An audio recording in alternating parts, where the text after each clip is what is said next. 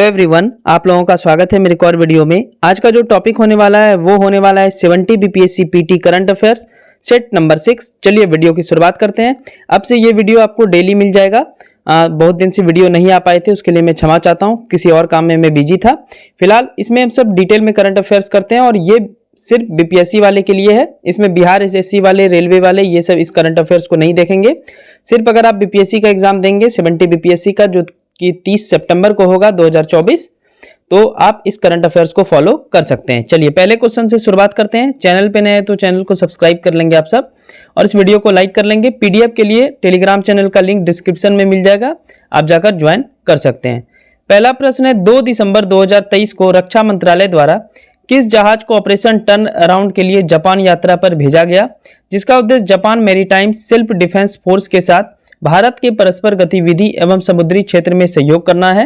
आपके ऑप्शन है first number INS Kadmat, दूसरा आईएनएस कलवरी, तीसरा आईएनएस खंडेरी और चौथा आईएनएस शिवालिक। तो पहला का सही आंसर हो जाएगा आपका पहला नंबर आईएनएस कदमत। आइए आईएनएस कदमत के बारे में जानते हैं। यह एक स्वदेशी यानी देश में बना हुआ स्टील्थ पनडुब्बी रोधी युद्धक कॉर्वेट है। यह प्रोजेक्ट 28 के तहत बना है। कोलकाता स्थित garden rich ship builders and engineers द्वारा बनाया गया है। इसका नाम भारत के लक्षद्वीप समूह के कदमत द्वीप के नाम पर रखा गया है। गति की बात करें तो यह 25 समुद्री मील यानी 46 किलोमीटर प्रति घंटा इसका गति है, यानी ये 1 घंटे में 46 किलोमीटर तय कर सकती है। इसे सी किंग एंटी पनडुब्बी हेलीकॉप्टर की तैनाती के लिए डिजाइन किया गया है। ठीक है, तो पहला का आंसर हो जाता है पहला नंबर। देखिए इस टाइप से जब आप पढ़ेंगे तो चूंकि बीपीएससी में जो प्रश्न आएगा वो कथनों पर विचार करने टाइप का प्रश्न आएगा, जिसमें मल्टीपल क्वेश्चन रहेंगे। मतलब कदमत के बारे में पूछेगा तो 5-6 चीज पूछ देगा और आपसे ऐसा पूछ लेगा कि इनमें से बताइए 2 सही है या कौन सही है कौन गलत है। तो आप ओवरऑल पूरा अगर आप समझ लेंगे तो फिर आपको परेशानी नहीं होगी। चलिए बढ़ते हैं दूसरे प्रश्न की ओर।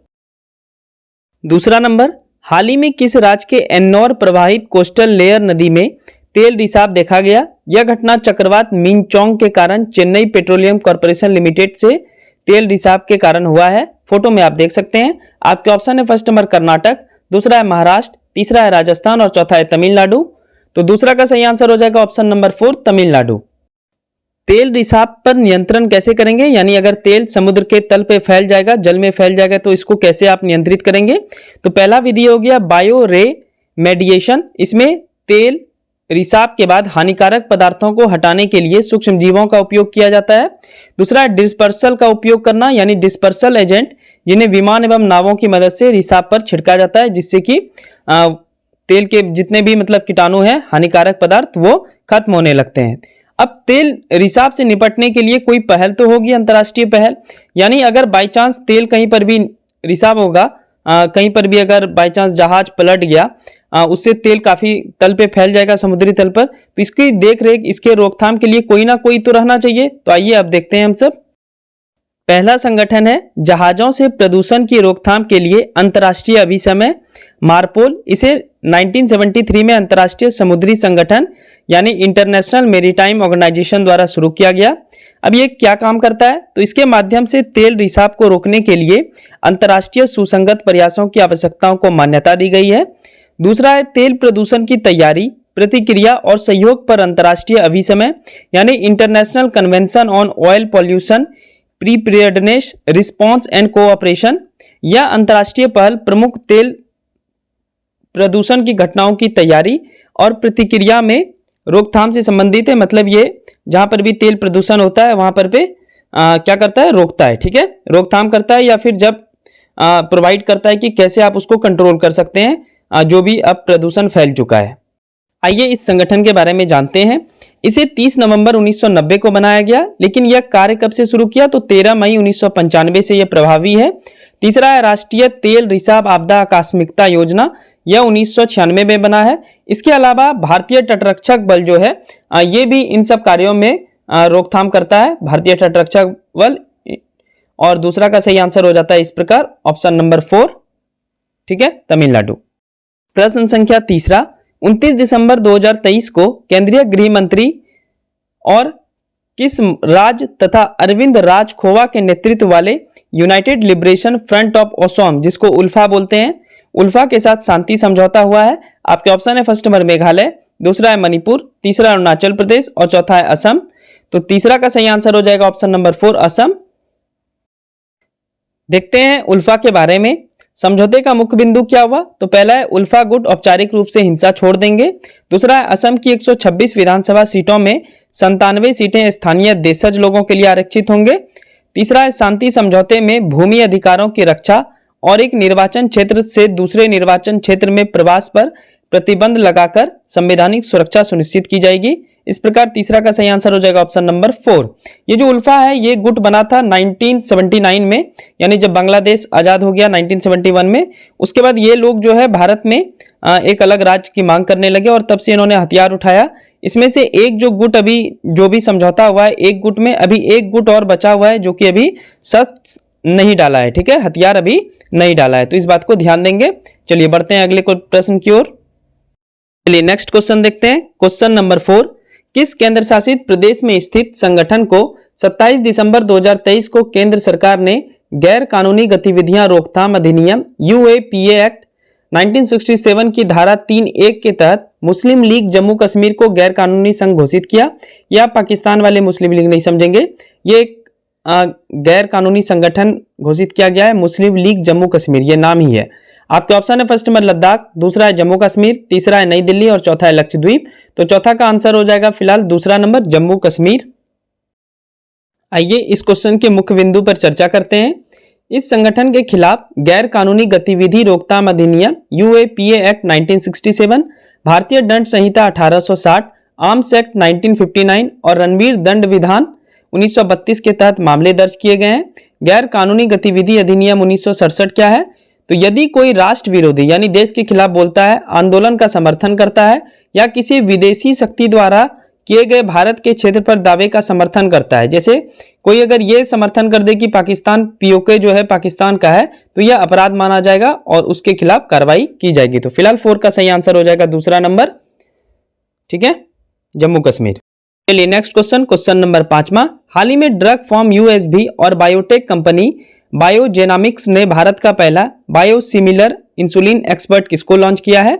आपके ऑप्शन है फर्स्ट में डाइमेडी, दूसरा है मधुमेह क्योर, तीसरा है डाई मधुफैक्ट, चौथा है इंसुक्विक। तो 5 का सही आंसर हो जाएगा ऑप्शन नंबर 4 इंसुक्विक। यह तेजी से काम करने वाला इंसुलिन है जो रक्त शर्करा के स्तर को नियंत्रित करने में मदद करता है। 2 वर्ष से अधिक उम्र के बच्चों में मधुमेह का इलाज करता है। यह मेक इन इंडिया प्रोडक्ट है। तो इस प्रकार 5 का सही आंसर हो जाएगा ऑप्शन नंबर 4 इंसुक्विक। देखिए ये करंट अफेयर्स का वीडियो तैयार करने में बहुत ज्यादा मेहनत लगता है, तो प्लीज सब्सक्राइब कर लें आप सब और एक लाइक कर लें। लेकिन ये कंटेंट आपको पसंद है तभी सब्सक्राइब करिएगा, वरना नहीं भी कर सकते हैं, ठीक है। चलिए क्वेश्चन नंबर 6, 13 से 14 दिसंबर 2023 को कहां बिहार बिजनेस कनेक्ट 2023 का आयोजन किया गया?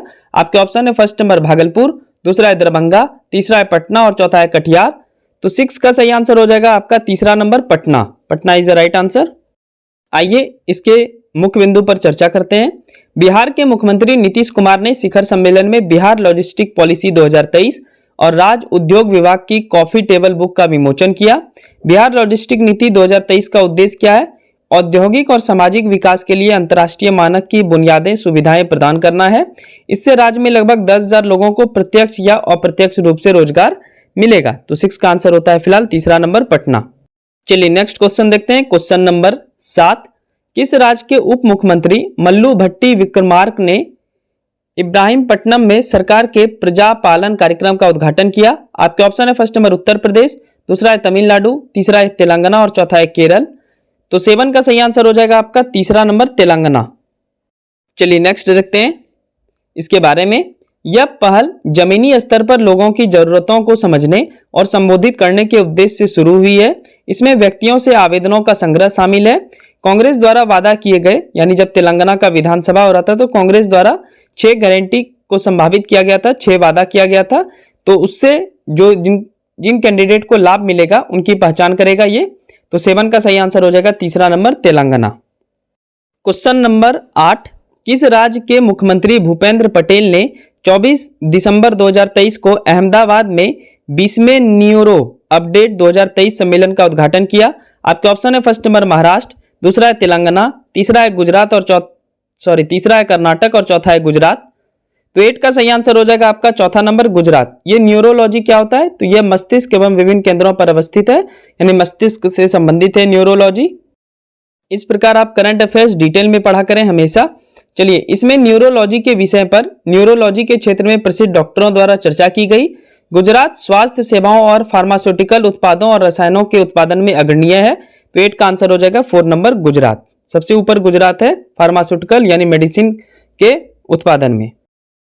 चलिए, प्रश्न संख्या 9 नंबर क्वेश्चन है, विश्व के पहले 3D मुद्रित मंदिर का उद्घाटन किस राज्य के सिद्धिपेट जिले में अनावरण किया गया? आपके ऑप्शन है फर्स्ट नंबर कर्नाटक, दूसरा है तेलंगाना, तीसरा है तमिलनाडु और चौथा है केरल। तो 9 का सही आंसर हो जाएगा आपका दूसरा नंबर तेलंगाना।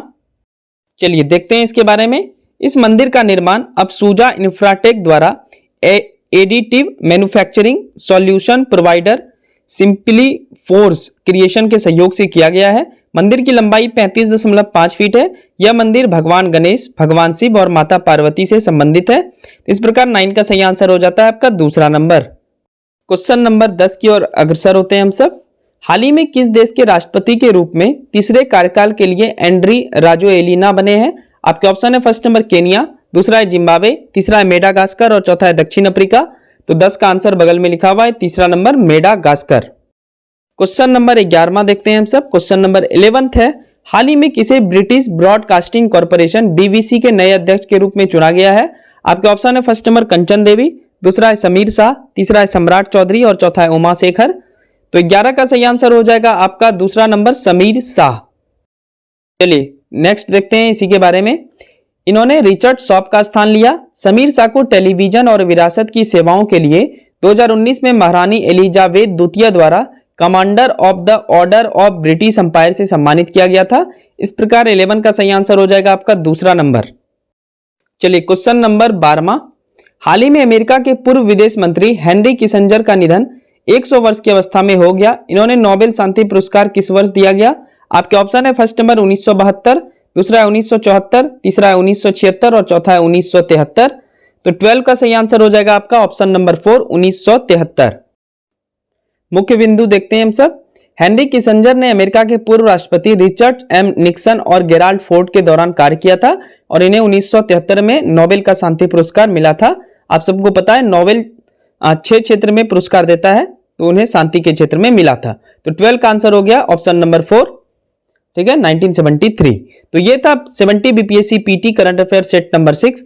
बहुत दिन से इसका वीडियो नहीं आ रहा था, तो अब से रेगुलर आएगा, एक भी दिन गैप किए हुए। सिर्फ संडे को मैं नहीं लाऊंगा इसका वीडियो, बाकी मंडे से लेकर के सैटरडे तक आपका डेली करंट अफेयर्स का वीडियो आएगा। और इसी प्रकार डिटेल में हम सब पढ़ेंगे, ताकि कितना भी डिफिकल्ट क्वेश्चन पूछ ले यूपीएससी, समझ लीजिए ऑलमोस्ट यूपीएससी को ही टच कर गया है बीपीएससी, ऑलमोस्ट बोल रहे हैं, यानी अगर यूपीएससी 100 है तो बीपीएससी 70 के आसपास तो जरूर है। इसलिए आप ऐसा करंट अफेयर्स पढ़ेंगे, सिर्फ फैक्ट पढ़ने से काम नहीं चलेगा या वन लाइनर पढ़ने से आप करंट अफेयर्स सॉल्व नहीं कर पाएंगे।